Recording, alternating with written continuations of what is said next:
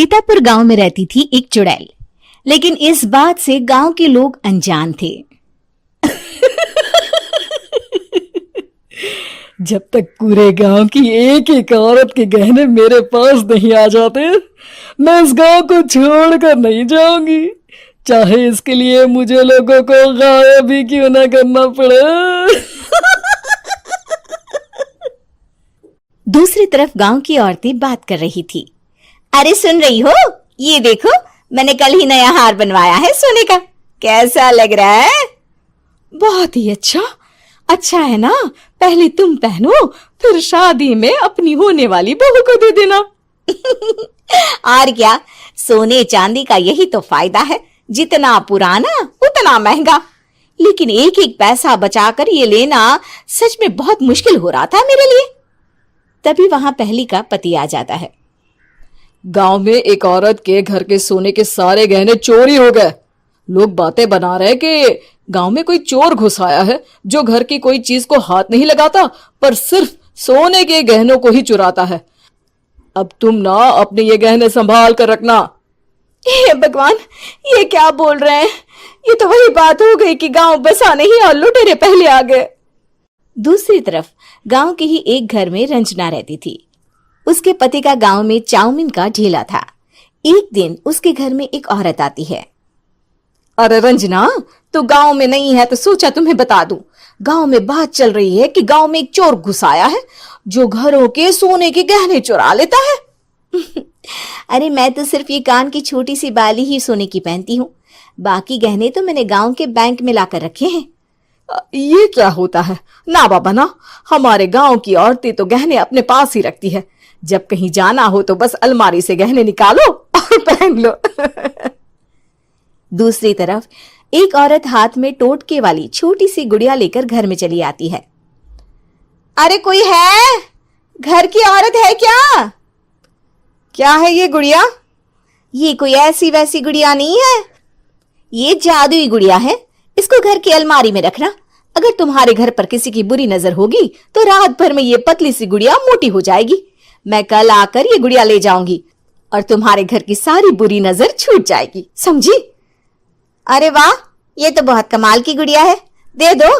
कितने की है एक? अरे नहीं नहीं नहीं, ये फ्री की है। मेरा काम इस पूरे गांव को बुरी नजर से दूर रखने का है। हाँ।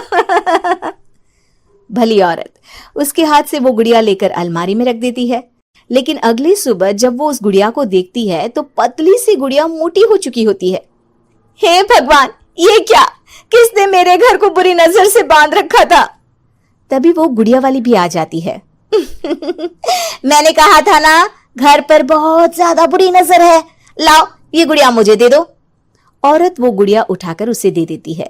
गुड़िया हाथ में आते ही वो औरत उसे लेकर सीधे गांव के बाहर की खाली हवेली में चली जाती है और साधारण औरत से चुड़ैल बन जाती है। अरे पगली, गांव वाली इस गुड़िया के पेट में तेरे घर के सारे गहने हैं। इतना बोलकर वो गुड़िया को फाड़ देती है और सारे गहने निकाल लेती है। वहीं दूसरी तरफ, हे भगवान, मेरे घर के सारे गहने चोरी हो गए। उस औरत के घर के आसपास लोगों का जमावड़ा हो जाता है और लोग बातें करने लगते हैं। लो जी, ये भी घर गया। पता नहीं कौन चोर है जो इतनी होशियारी से गहने चुरा लेता है। कुछ समझ में नहीं आ रहा कि कौन है। लोग तो घर से कहीं जाते भी नहीं है, न ताला लगे न घर खाली हो, फिर भी रातों रात गहने चोरी हो जाते हैं। अरे हम तो कहते हैं लोगों को बारी बारी चौकीदारी करनी चाहिए, चोर को तो पूरे गांव वाले मिलकर पकड़ ही लेंगे। लोग बारी बारी घरों की चौकीदारी भी करते हैं, लेकिन चोरी होने का सिलसिला रुकता ही नहीं। फिर एक दिन रंजना के पड़ोस से भी रोने की आवाज आती है। अरे आज ही घर की बुरी नजर उतरी और आज ही सारे गहने भी चोरी हो गए। कैसी बुरी नजर? क्या हुआ था? तभी वहां उस औरत का पति भी आ जाता है जिसके घर में गहनों की चोरी हुई थी। हाँ, मेरी बीवी ने भी किसी गुड़िया को घर में बुरी नजर उतारने के लिए रखा था, लेकिन अगले दिन गहने चोरी हो गए। अब रंजना को कुछ कुछ बात समझ में आ जाती है। वो गांव वालों से कहती है, देखिए अब आप लोग चिंता ना करें, जल्द ही चोर पकड़ा जाएगा। उस नजर उतारने वाली गुड़िया को आज मेरे घर कोई भेज देना। फिर क्या था, चुड़ैल को लोग रंजना के घर भेजते हैं। पहली बार देखा है कोई खुद लुटने को तैयार बैठा है। तो तू है जिसे घर की बुरी नजर उतारनी है? ये ले गुड़िया, ये सुबह तक मोटी हो गई तो समझो तुमको और तुम्हारे घर वालों को नजर लगी है। हाँ हाँ, मैंने काफी सुना है। तुम ये गुड़िया मेरे घर छोड़ देना। अरे क्यों नहीं, कल सुबह आऊंगी जब गुड़िया तुम्हारे घर की सारी बुरी नजर लेकर मोटी हो जाएगी, ठीक है? अब क्या था, रात को रंजना ने पूरी नजर गुड़िया पर रखी। वो अपने पति और गांव के कुछ लोगों को घर की खिड़की से घर के अंदर नजर रखने को कह देती है, और फिर जो नजारा सब देखते हैं वो हैरान करने वाला होता है। गुड़िया धीरे से अलमारी खोलकर बाहर आती है। अलमारी के सारे गहने लेकर घर में जहां जहां गहने होते हैं वो लेकर अपने मुंह से खा जाती है।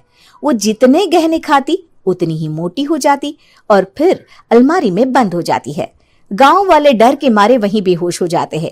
लेकिन सुबह जब वो औरत गुड़िया लेने आती है, रंजना उसका सामना करती है। ये देखो गुड़िया कितनी मोटी हो गई है, लगता है मेरे घर में बहुत लोगों की नजर लगी है। लाला ये गुड़िया मुझे दे दे, अरे बहुत कीमती गुड़िया है ये। तेरे घर की सारी बुरी नजर मैं गांव के बाहर वाली हवेली में फेंक आती हूँ। शाम को फिर लोगों के घर इसे लेकर जाना है ना, इसमें तो मेरी जान बसती है, जान। रंजना गुड़िया को चुड़ैल की तरफ बढ़ा देती है, लेकिन फिर वापस ले लेती है और गुड़िया के हाथ मोड़ देती है। जैसे ही गुड़िया के हाथ मोड़ती है, चुड़ैल का हाथ भी मुड़ जाता है। अच्छा, तो ये वो गुड़िया है जिसमें तुम्हारी जान बसती है। अब सुन चुड़ैल, तेरी सारी हकीकत सबके सामने आ गई है। या तो गांव वालों के गहने लौटा दे, नहीं तो मैं इस गुड़िया की गर्दन मोड़ दूंगी। चुड़ैल डर जाती है। अरे नहीं नहीं, मेरी गुड़िया दे दो, मैं सबके गहने वापस कर दूंगी। ठीक है, अब भी जा और सबके सारे गहने वापस कर। चल निकल यहां से। चुड़ैल सबके गहने लौटाकर रंजना के पास आती है। ला दे मेरी गुड़िया रंजना, इसके अंदर के गहने निकाल ले, लेकिन ये गुड़िया वापस दे दे। लेकिन रंजना जानती थी कि जैसे ही गुड़िया चुड़ैल को देगी उसकी शक्ति वापस आ जाएगी। चुड़ैल, तू तो चुड़ैल ही रहेगी, ये मैं जानती हूँ। अरे नहीं नहीं नहीं, मैं गांव छोड़कर चली जाऊंगी, किसी को परेशान नहीं करूंगी, वादा करती हूँ मैं। लेकिन रंजना उसकी एक बात नहीं सुनती और गुड़िया का सर उसके शरीर से अलग कर देती है। चुड़ैल सर अलग होते ही गायब हो जाती है। गांव वाले रंजना के साहस और बुद्धि की खूब प्रशंसा करते हैं।